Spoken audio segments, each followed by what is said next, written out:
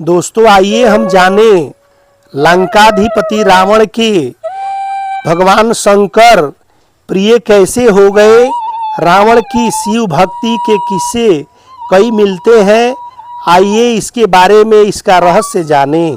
दोस्तों आप देख रहे हैं यादव 40 आलोक। ऐसे यह वीडियो बहुत इंटरेस्टिंग होने वाली है, तो आप लोग पूरा वीडियो ज़रूर देखें और ऐसे ही धार्मिक वीडियो के लिए मेरा चैनल को सब्सक्राइब करते रहें। कहा जाता है कि एक बार रावण जब अपने पुष्पक विमान से यात्रा कर रहा था तो रास्ते में एक वन क्षेत्र से गुजर रहा था। उस क्षेत्र के पहाड़ पर शिव जी ध्यान मग्न बैठे थे। शिव के गण नंदी ने रावण को रोकते हुए कहा कि इधर से गुजरना सभी के लिए निषिद्ध कर दिया गया है, क्योंकि भगवान तप में मग्न है। रावण को यह सुनकर क्रोध उत्पन्न हुआ। उसने अपना विमान नीचे उतारकर नदी के समक्ष खड़े होकर नंदी का अपमान किया और फिर जिस पर्वत पर शिव विराजमान थे उसे उठाने लगा। यह देश देखकर शिव ने अपने अंगूठे से पर्वत को दबा दिया, जिस कारण रावण का हाथ भी दब गया और फिर वह शिव से प्रार्थना करने लगा कि मुझे मुक्ति कर दिया जाए। इस घटना के बाद शिव भगवान शंकर ने वन कर दिया। यह भी कहा जाता है कि एक बार नारद जी के उसका कहावे में रावण अपने प्रभु महादेव को कैलाश पर्वत सहित उठाकर लंका में लाने की सोचने लगा। वह अपने विमान से कैलाश पर्वत गया और वहां जाकर वह पर्वत को उठाने लगा। पर्वत हिलने लगा तो माता पार्वती ने पूछा कि यह पर्वत क्यों हिल रहा है। प्रभु भगवान शंकर जी ने कहा कि मेरा भक्त रावण मुझे पर्वत सहित लंका ले जाना चाहता है। तब भगवान शंकर ने अपना भार बढ़ा दिया। उन्होंने अपने अंगूठे से तनिक सा जोर दबाया तो कैलाश पर्वत फिर जहाँ था वहीं उपस्थित हो गया। इससे रावण का हाथ दब गया और वह क्षमा करते हुए कहने लगा, शंकर अर्थात क्षमा कीजिए, हे भगवान क्षमा करिए, और बारंबार बोलने लगा, स्तुति करने लगा। यह क्षमा याचना और स्तुति ही कालांतर में शिव तांडव स्तोत्र कहलाया।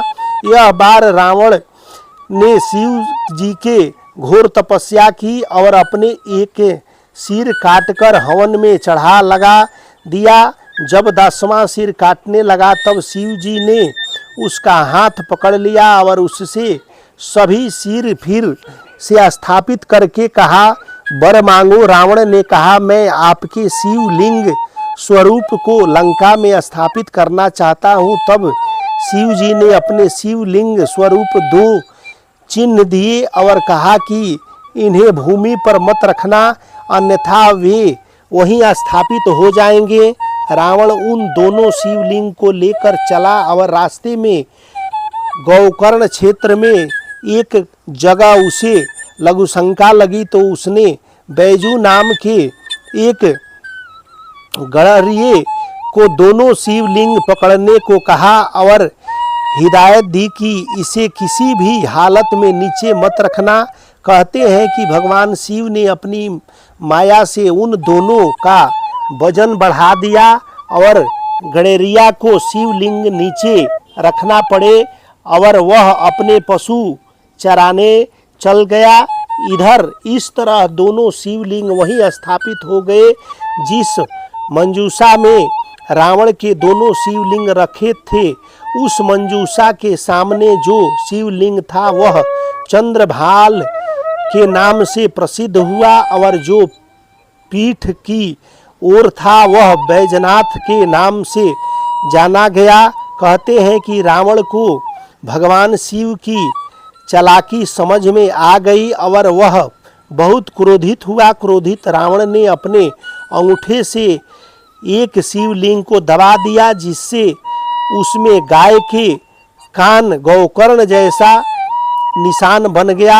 हिमाचल के कांगड़ा से 54 किलोमीटर और धर्मशाला से 56 किलोमीटर की दूरी पर बिनवाया नदी के किनारे बसा है बैजनाथ धाम। कुरुक्षेत्र के में महाभारत का युद्ध हुआ था, वहाँ पर त्रेता युग में लंकाधिपति रावण और उसके पुत्र मेघनाथ ने शिव जी की तपस्या करके अकाल मृत्यु पर विजय प्राप्त की थी। यहाँ पर महाकालेश्वर मंदिर है।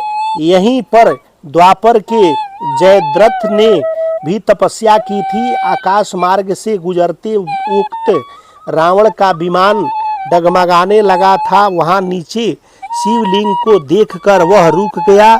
तब रावण ने यहाँ शिव की तपस्या की। लंबी तपस्या से प्रसन्न होकर भगवान शिव ने उसे वरदान मांगने को कहा तो रावण ने प्रार्थना की कि इस घटना का कोई साक्षी नहीं होना चाहिए। उस समय भगवान शिव ने नंदी से अपने से दूर किया हुआ था। सभी से यहाँ शिवलिंग की पूजा बगैर नंदी के द्वारा की जाती है।